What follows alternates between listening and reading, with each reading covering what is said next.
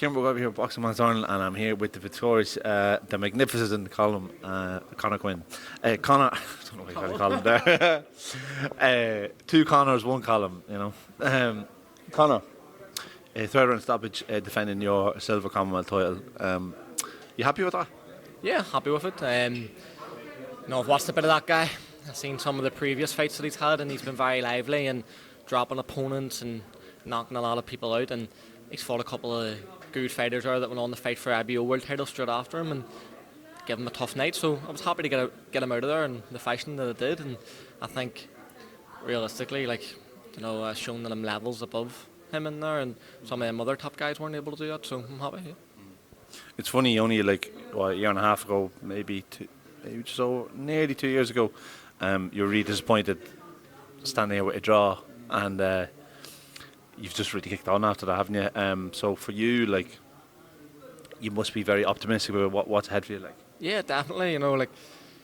I remember sort of back at that time, and you were sort of thinking to yourself, is it going to kick off? What's going to happen? And Mark was always just saying to me, just listen to me, it's going to fall into place, everything's going to happen, it's going to come, but when it's due. And I think, he's done a tremendous job with me so far, and like I said, it's a steady progression. Obviously, working in the gym with Dee, Crow, Peter, and then Mark, getting me the right fights at the right time, and I'm just stepping up levels every single time. And, a fight like that a year and a half ago maybe would have been a tough fight, a grueling fight, and I was expecting a tough grueling fight tonight, whereas I've just sort of kicked on a wee bit from then, and like I said, your level's above that now, and you're able to go out and show it. The full version of the Commonwealth now, that must be what's next for you, what you want. Yeah, definitely. I've always wanted to win 4 belts in boxing: British, Commonwealth, EBU, European, and the world title. And 3 of them are being fought for next week. I should be mandatory for the Commonwealth now.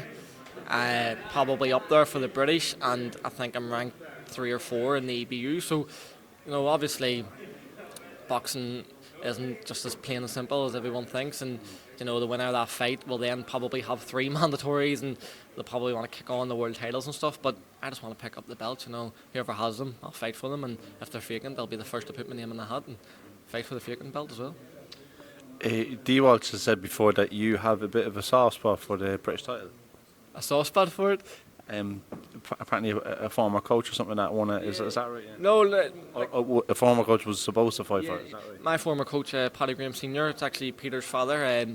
When obviously he was an unbelievable amateur boxer, Irish elite champion, and he was should have went to the Olympics and Commonwealth Games, and then he went on to be a professional fighter. And I think back then, obviously, the British title, you weren't able just to hop on a plane and fly to America and fight for a world title. It would have cost a lot of money and stuff, so not the way it is now. So it was always an ambition back then for someone to win the British title, and ever since I was a kid, that was what he always says to me, you want to be British champion, and it's always just stuck in my head, and I do, and especially, obviously, in recent times there, sadly, Hugh Russell's just passed, but I just obviously knew the history of Hugh and how great a fighter he was, but then just as everyone was sort of starting to share things about him and bring up the old stories, and you were just seeing that British title more and more and more, I think it's definitely a belt that I want to pick up, one of the most prestigious belts in boxing for a reason.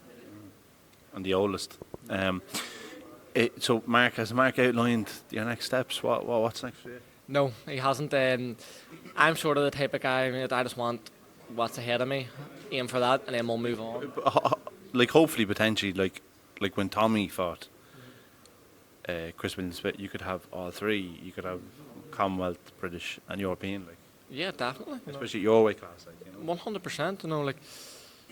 The only struggle for me would be where to put all 3 belts around my body, wouldn't it? So listen, if you're going to give me 3 belts in one night, I'll bite your hand off. You know what I mean?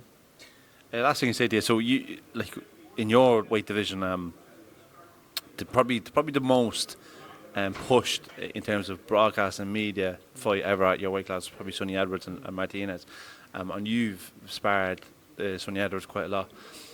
You must, from sparring him and him always asking you back a few times, you must feel like you're very, very close to that world level already.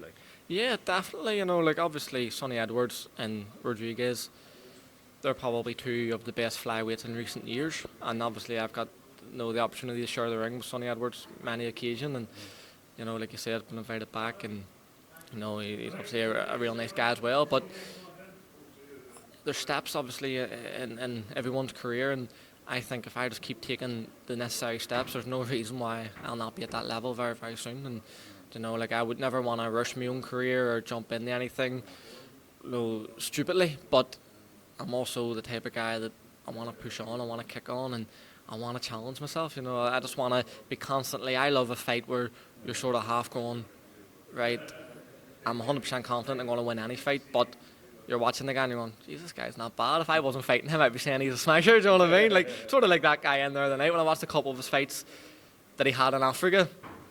He was doing some things and I was saying, Jesus, I hope he doesn't do that to me in the Europa Hotel. He'd make a bit of an idiot out of you before you got to him. Like, so, like, listen, I just want to be in the mix with all the top names, and whenever I'm ready, I will be.